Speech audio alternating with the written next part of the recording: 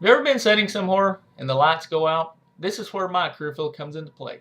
Hello, my name is Aaron, and I'm going to talk to you today about power production and why I chose a career field. Let me first begin by telling you what power production is. Power production is exactly what it says it is. It's the process of creating power. One way in particular is the way that I do it is diesel-driven generators. Diesel-driven generators have been around for a long time and they're a very reliable source to create electricity, but the downside to using diesel generators is the constant depletion of oil for fuel for these generators, and generators on a large scale use massive amounts of fuel every day just to run them. So this right here is driving researchers and innovators into the direction of finding alternative sources of power.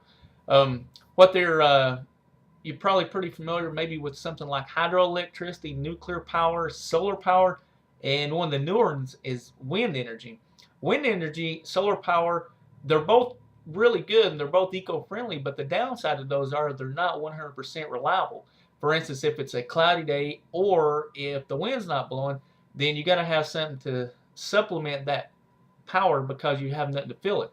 And that's once again is why diesel generators are still around and are very reliable. The demand for power, since everything we use in the United States, like I said, revolves around it, this right here is what led me into my career field, why I chose to get into this in the Air Force. Whenever I was looking at careers in the Air Force, I was kind of browsing around. I saw this power generation. I was like, power generation, everybody uses it, everybody needs it, so there's going to be a demand for it even once they get out. So what I've done is, while I'm in the Air Force, I'm pursuing a degree plan, and I deal with, like I said, diesel generators, but my degree plan is in nuclear power. So my hopes are that once I get out, then I'll be able to roll straight over into something else revolving around that. I'd like to get on with the Tennessee Valley Authority, preferably. But anyway, we'll see what happens with all that stuff. I